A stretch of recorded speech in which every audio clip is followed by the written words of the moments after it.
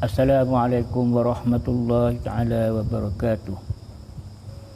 Alhamdulillahi rabbil alamin. Wassalatu wassalamu ala asrafil anbiya'i wal mursalin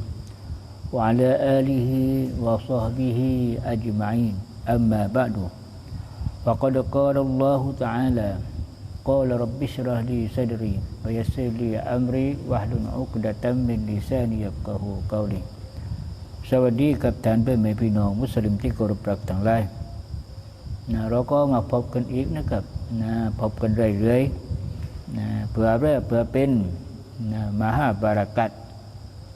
คือต้องการที่จะมีอะไรสำเร็จคือต้องการที่จะได้รับความบารักัตจากอัลลอฮฺ Subhanahu wa Taala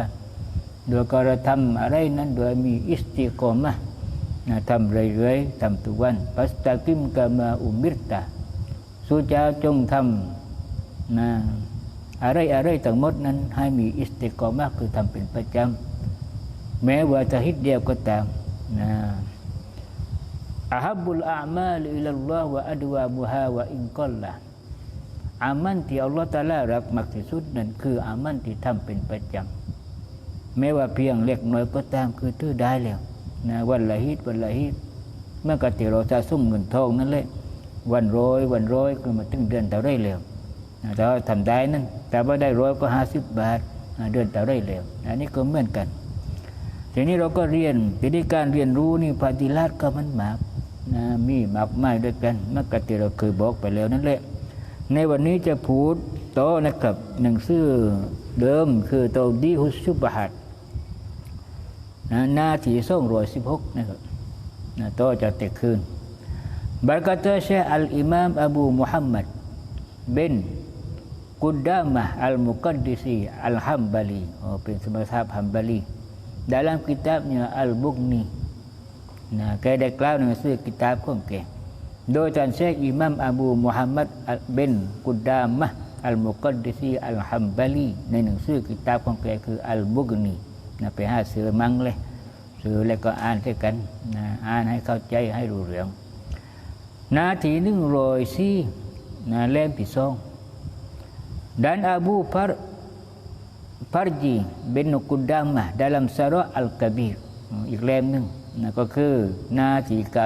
93ยุดุที่2ว่าwastahihu ibahatuhu yani as-safari li ziyaratin kuburi wal musyahidi wa jawazun qasri fihi li'anna an-nabiy sallallahu alaihi wasallam kana ya'ti Quba'a raqiban wa mashiyan wa kana yazuru qubura wa qala zuruha tuzakkirukum akhirah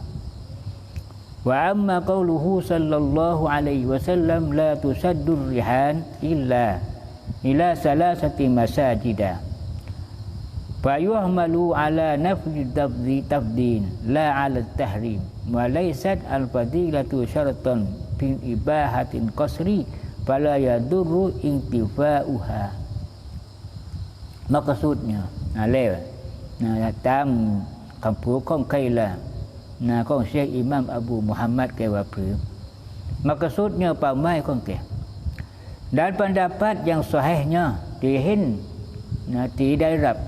ที่ชัดเจนialah harus musafir ziarah kubur หมายถึงว่า harus เราไ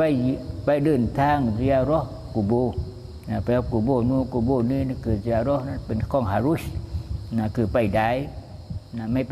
ไม่บาปไม่ฮารัมนั้นโดยปารังานแล้วก็ไปรบกันเนาะ dan harus qasad padanya แล้วก็ harus ดอกqasad มาอย่างใดqasad มาอย่างใดโดยการที่ไปซิยาเราะห์กุโบร์แล้วก็ไปรบไปได้karena Nabi sallallahu alaihi wasallam เพราะท่านนบี sallallahu alaihi wasallam datang ia ke Masjid Quba แกไปที่มัสยิดกุบะBergandara แกไปนั่นคือเขพาหนะไปคือนบีนั่น dan berjalan kaki และแกก็เดินกับตีนเดินเท้าเลย beliau juga menziarah kubur แกก็ไปziarah kubur กันนั่นคือท่านนบีแกไปเนาะไปที่กุบะ ไปที่กุบาเสร็จแล้วก็แกก็ไปเซียรอกูบูอันนี้แหละตุซักกิรุนอาคิรอคือทำให้เรานั้นนึกถึงอะไรอาคิรอได้นึกถึงความตายได้ Beliau bersabda Nabi dia sungtat wa ziarahlah kamu akan kubur suca sang lain jom pergi yang kubur tah. Pergi yang kubur nan kerana dapat mengingat kamu akan akhirah เพราะแต่จริงการไปยังกูโบแต่ละครั้งนั้นทำให้เรานึกถึงอาคิเราะห์ได้แต่ถ้าเราไม่ไปยังกูโบนะคือว่ากูไม่ตายก่อนกูยังไม่ตายก่อนกูยังไม่ตายก่อนอยู่พนั้นใช่ไหมล่ะนี่พอจะหากว่าไปยังกูโบนะกูนี่ทำอะไรนักเรงแล้วนะเพื่อก็กูจะต้องตายเหมือนกับพวกเขาเหล่านี้แหละว่าไปbeliau bersabda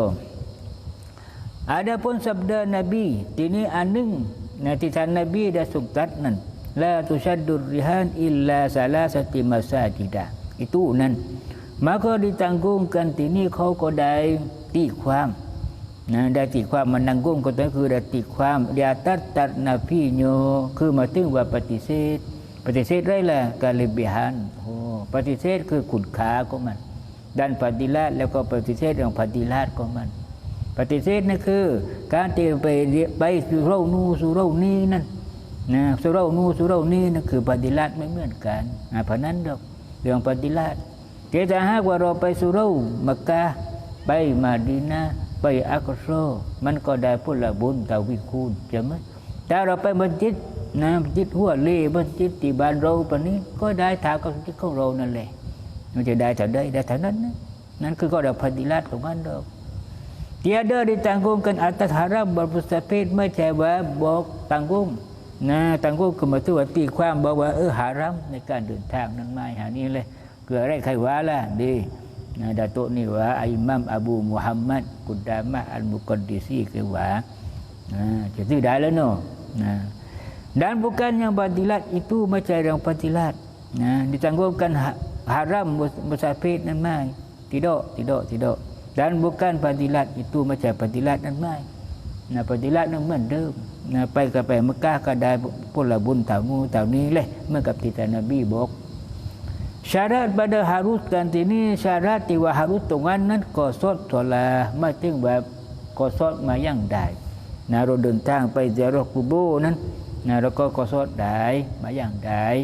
นะmaka tiada mudarat oleh tat nafinya ก็ถือว่าไม่เป็นการมุดารัตอะไรนะเป็นการเรียกก็เรียกไม่มีมุดารัตอะไรในการที่ปฏิเสธตรงนั้นนี่แหละคือที่คนเนี่ยที่คนเที่ยงกันเที่ยงคันเร่งนึกผ่านนั้น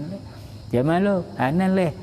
นะทีนี้เราว่าเพื่อเราตามใครแล้วตามดัตุนี้ก็ได้คืออะไรอะห์มัดบินมุฮัมบันก็ได้berkata imam Haramain ทีนี้เรามาแลกความคิดเห็นของอิหม่ามฮารอมัยมั้งไม่ใช่ว่าเพื่อوالظاهر أنه ليس فيه تحريم ولا كراهة به قال الشيخ أبو علي ومقصود الحديث بيان قربتي بقصد المساجد الثلاثة นี่แหละอีกคนนึงอิหม่ามฮารอมัยว่าเพื่อไอ้กระเดียนี้นะอัมบาลีว่านะอิหม่ามอบูมุฮัมมัดว่ากระเดียนี้ทีนี้เรามาแลกความคิดเห็นของอิหม่ามฮารอมัยมั้งว่าเพื่อmaksudnya เป้าหมายของมันdan zahir di sisi akunya และก็ได้ประจักษ์ขึ้นมาณที่ฉันได้ปรากฏขึ้นมาณที่ฉันที่ได้เห็นณที่ฉัน bahwa seorang musafir itu แต่จริงการเดินทางนั้น tiada haram ไม่ฮารัมแปลว่าไม่ฮารัม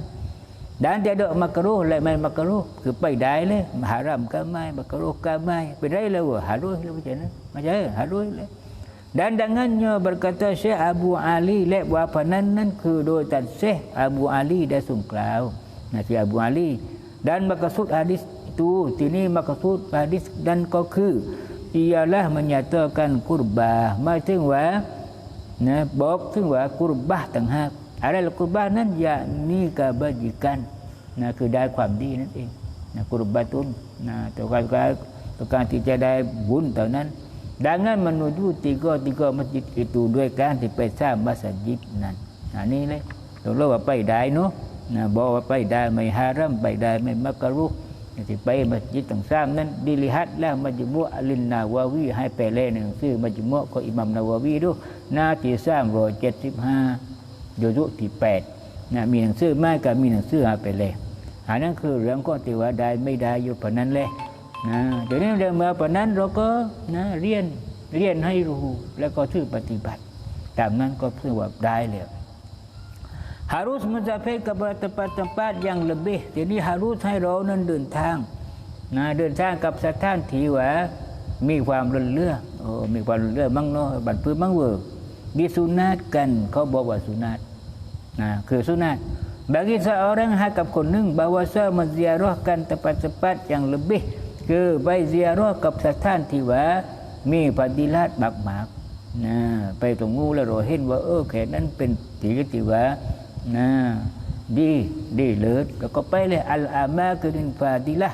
นั่นคืออามากินฟาดิlah tempat-tempat yang ada kelebihan nah คือสถานที่ว่ามีคุณค่ามีปฏิลัติมาก maka di antara hadis-hadisnya ialah iniจากบรรดาhadis ก็คือประเด็นนั่นก็คือ daripada Jabir radhiyallahu anhu atau baca Jabir radhiyallahu anhu daripada Nabi sallallahu alaihi wasallam ke atau bacaan Nabi sallallahu alaihi wasallam bersabda Nabi tahwa inna khaira ma raqibtu ilaihi rawahili masjidi hadza wal baitun atiq baitun atiq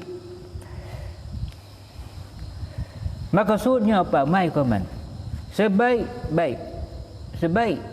tempat yang di kendaraan kepadanya itu สถานที่ว่าดีที่สุดในการที่เราเข่สัมภาระนะเข่ไปนู่นเข่ไปนี่นะเข่รถเข่เรือว่าไปนะเข่เครื่องบินก็เหมือนกันเลย kendaraan kepadanya itu ialah masjid aku masjidของฉันคือmasjidแรกmasjid Madinah dan al-Baitul Atiq และก็masjid Atiq ก็คือmasjid Haramนั่นไอ้ตรงนั้นเลยที่นบีบอกว่าเพราะนั้นที่ดีที่สุดของการที่ไปนู่นไปนี่นั่นคือมัสยิดของแกมัสยิดมาดีนาและมัสยิดอัลอาตีคือมัสยิดฮารอมนั่นเองนี่hadisนึงนะรายงานโดยเป็นhadisที่ซอฮีฮ์นะโดยsyarahของมุสลิมก็ดู hadis ini mensarehkan ini hadis iniบอกชัดเจน bahwa harus musafir บอกว่า harus ไปนะไปมุสาฟิรได้ dan berganda daro แล้วก็เคพาหนะรอฮิละก็มาถึงเคพาหนะke baratไปkeนู่นไปke ni pasal barat terkalih kepada yang lain daripada dua masjid itu keไปกับสองmasjidนั้น daripada masjid dan tempat-tempat yang barakat คือไปที่masjid แล้วก็สถานที่มีความบารักาตลองเอาบารักาตนี่ใช่ไหมตรงนี้harusว่าเพื่อละก็บอกว่าharusจากหะดีษนี้เลยอันนั้นคือหะดีษหนึ่งแล้วก็ที่สอง daripada Aisyah bintu Sa' bin Abi Waqqas berkata mendengar aku akan ayahku berkata แท้จริงนบีวักอัสซะบินนบีวักกอสนี่แกได้บอกว่าฉันได้ยินอายะของฉันคือป้าของฉันเลยป้าของฉันberkata แกว่าli'anna usalliya fi masjidin Quba rak'ataini ahabbu ilayya min an atiya baitan muqaddis barrataini walau ya'lamu ma fi Quba'in la darabu ilaihi akbadan ibin maksudnya bahwa aku bersolat di masjid Quba 2 rakaat itu แต่จริงฉันนี่คือมีการมายังdi masjid Quba นั้น2 rakaat lebih suka kepada aku เป็นสิ่งที่ว่าฉันชอบมากรักมากชอบมากรักมาก aku ที่เป็นฉันนั้น daripada puasa aku datang ke Baitul Maqdis ดีกว่าที่ฉันไปที่ Baitul Maqdis นั่นคือหะดีษเนาะBaitul 2 kali 2 ครั้ง2 ครั้งด้วยกัน sekiranya kita jika mereka mengetahui kelebihan tahawa kalau nan ru kun kha ada pada masjid Quba คุณค่าของการที่ไปมัสยิดกุบะนั่นคือนบีเคยไปประจำในวันเสาร์นะไม่ใช่เคยไปประจำนี่เมื่อเข้าที่นบีทำประจำปานนี้นั่นคือเราไปเพราะนั้นแหละไปนั่นsaja mereka mewakilkan hati-hati unta แน่นอนคือหมายถึงว่าคือเขานั้นmewakilkan อ่านปานนั้นนะ hati-hati unta คือหมายถึงว่า หัวใจของอูฐเป็นพื้นนั่นอะไรyakni mustafid kepada Masjid Quba itu หมายถึงว่าเป็นคำที่มีนัยยะในตัวของมันก็คืออะไรล่ะเดินทางไปมัสยิดกุบะอันนั้นแหละคือแสดงว่าถ้าหากเขาเหล่านั้นรู้คุณค่าของมัสยิดกุบะนั้นเขาก็จะไปเพราะอะไรล่ะเพราะนบีเคยไปอยู่ประจำทุกๆวันเช้าทีนี้เราก็ไปทุกๆวันเช้าเมื่อกับนบีไม่เวอร์ประนั้นแหละทีนี้เรามาเลขข้อที่3 meriwayatkan Abi Saibah dalam Al-Musannaf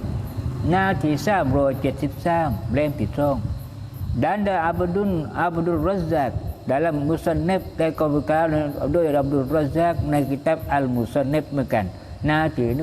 133เล่มที่5เล่มที่5 daripada Umar bin Khattab beliau berkata ke macam Tan Ibnu Umar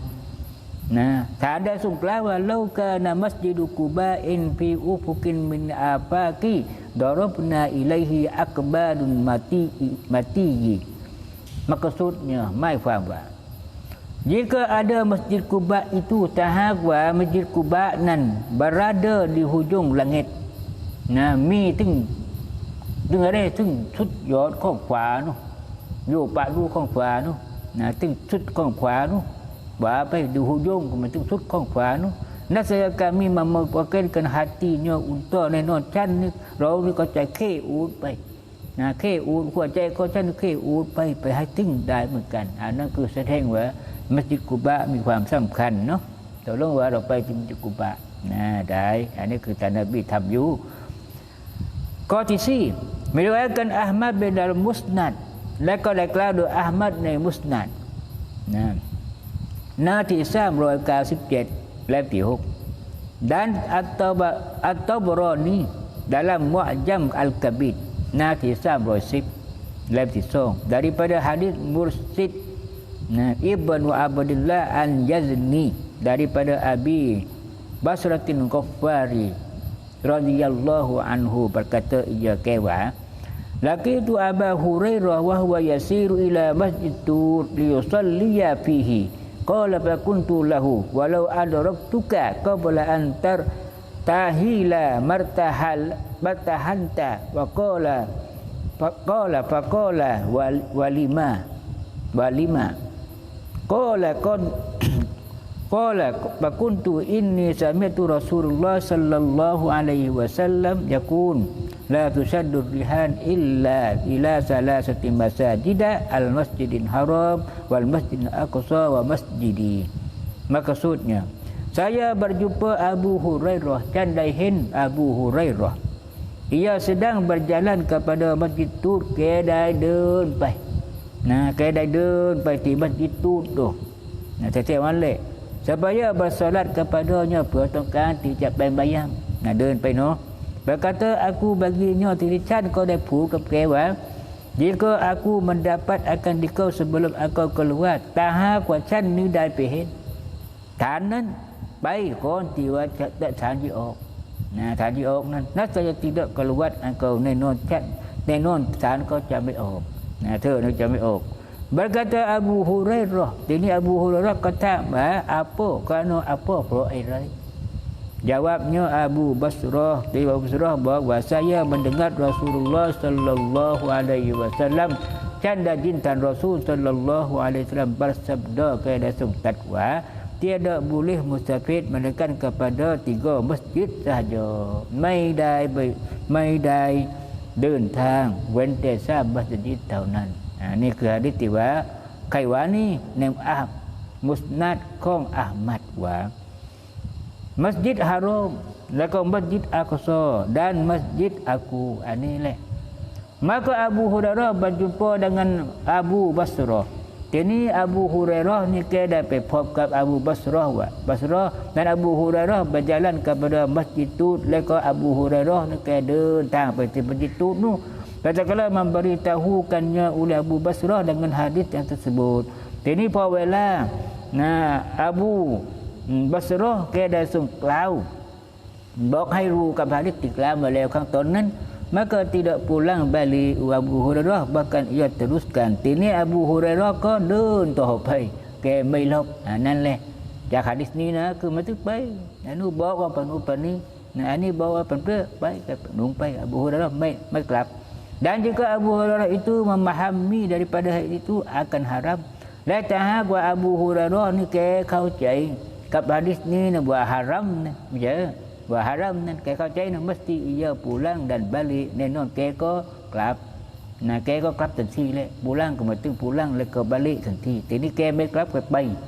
Ke pai. Bahkan mesti ia tidak musafir pada permulaannya. Jaleu. Nenon ke niคือจะไม่เดินทางตั้งแต่เวลาเด็กๆ untuk berziarah masjid itu ในการที่ ziarah masjid ituนั้น lebih lagiยิ่งกว่านั้นเลยอบูฮุรอยเราะห์ituยิ่งกว่านั้นเลยคืออบูฮุรอยเราะห์นั้นคือ di antara mereka jabadah qaulaนั้นmeriwayatkan hadis ที่รายงานหะดีษ la tushaddur rihan ใช่ไหมอันนั้นคือhadisของอบูฮุรอยเราะห์ la tushaddur rihan takmilatun telah beradat orang-orang yang kasih Allah Ta'ala เป็นปกติสำหรับคนที่มีการรักต่อ Allah Ta'ala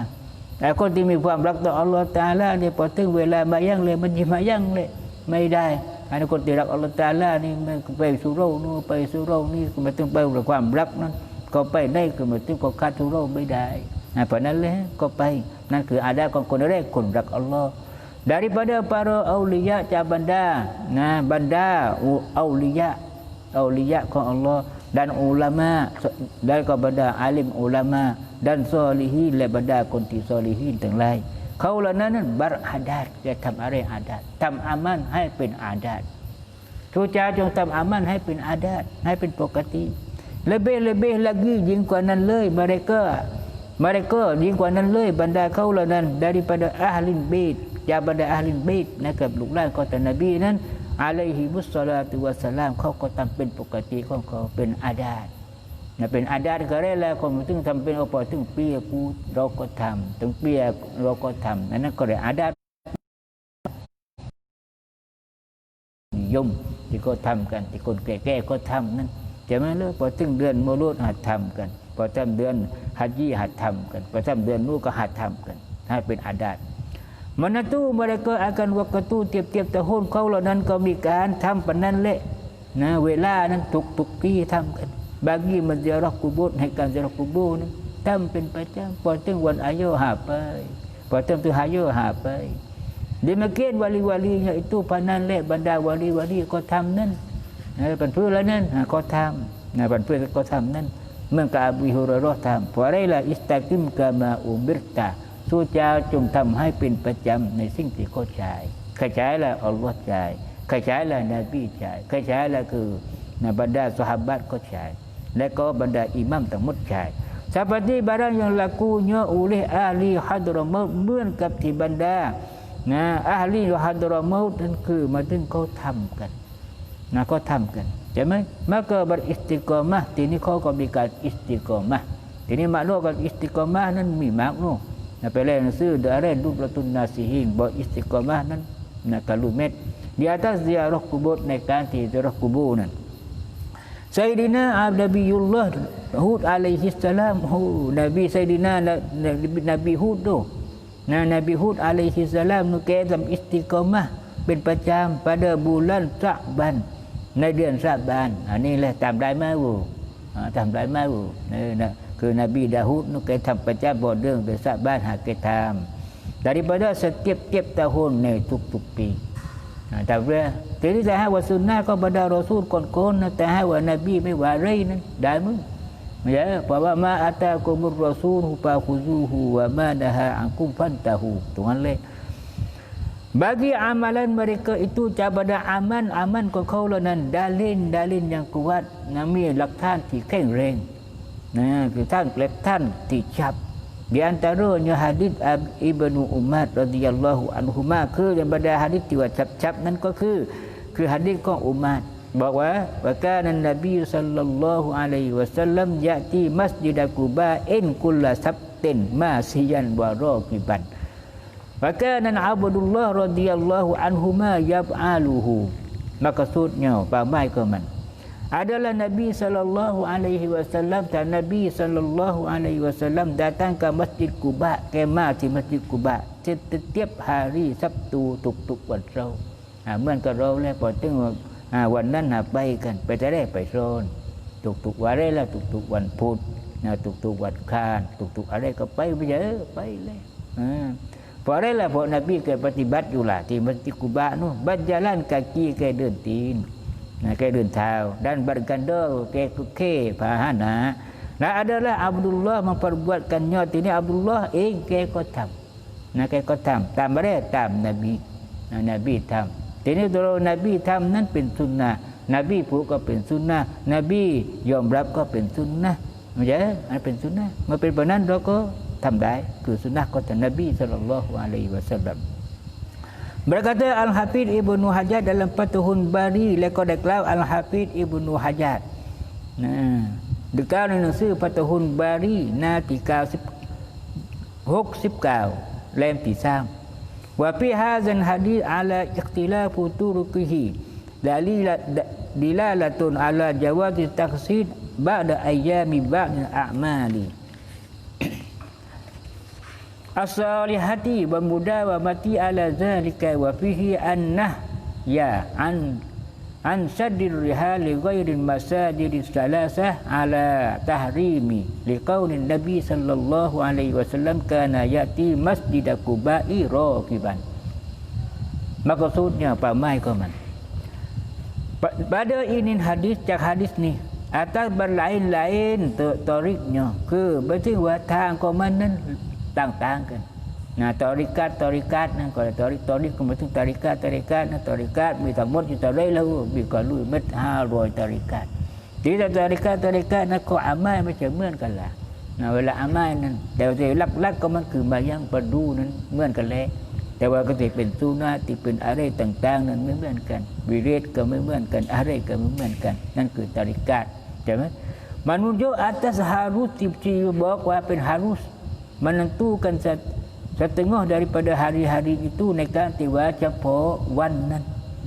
วันอะไรล่ะวันอิสรามิราจวันนิสพูสาบานอะไรปะนั้นเฉพาะปะนั้นเลยคือมันถึงว่าharusเป็นข้อที่harus dengan setengah amalan yang solehจากamalที่solehจากamalที่solehเมื่อเขาจัดอะไรล่ะเขาจัดงานอะไรล่ะก็เรียกว่าhalal foodก็จัดได้คืนนี้เลยก็halal foodก็จัดกันทุกปีปีที่แล้วนู้นก็จัดกันที่อะไรที่ตรงตลาดปีนี้นั้นเขาก็จัดที่มัสยิดกลางสร้างวันสร้างคืนใครถ้าอยู่ไปกับไปเลยอันนั้นคือhalal foodแต่ที่เขาจัดก็เหมือนกันเลยแต่ที่เขาจัดกันบ่อยๆก็คือไรละวูจัดไปแต่ให้เป็นอะไรให้เป็นประจำเพราะนั้นก็ได้อิสตากิมกามาอุมิรตาdan mudawamah di atas zikir itu lah kauทำเป็นประจำทำเป็นประจำอยู่ปานนั้นแหละทำประจำmudawamah kauทำเป็นประจำอยู่ปานนั้นแหละ dan adalah pada hadis ituในhadisนั้นbahwa dilarang daripada musafir ituที่เขาห้ามในการที่ว่าไปmusafir di masjid นั้นlain daripada tiga itu ialah tidaklah haram tidaklah atas haramคือหมายถึงว่าห้ามตรงนั้นไม่จะห้ามตรงว่าฮารับนั้นไม่ว่าเพื่อแหละอันนี้คือเรื่องก็เรื่องมั่นทีนี้เขาก็มีการบาฮัดสั้นกันปนุปนิบางคนบอกว่าไม่ได้ฮารัมปนุปนิและเพราะใจหาต่อการที่จะไปดูรายละเอียดตรงนั้นไปเล่หนังสืออะไรแล้วFathul Bariในแบบนี้นะเขามีการบาฮัดมากว่าฮารัมเป็นเพื่อใครบอกว่าฮารัมใครบอกว่าไม่ฮารัมตรงนั้นเราจะต้องไปเล่หนังสือเล่มนี้นั้นคือได้เละเพียงหลักฐานตัวนี้นั่นคืออัลฮัมดุลิลลาห์เราก็ได้รู้ว่าได้ไม่ได้ตอนนี้ต่อไปก็จะพูดต่อนะครับอินชาอัลลอฮ์วันนี้ก็เพียงตอนนี้ก็บิลลาฮิตตอฟิกวัลฮิดายะฮ์อัสสลามุอะลัยกุมวะเราะห์มะตุลลอฮ์วะบะเราะกาตุฮ์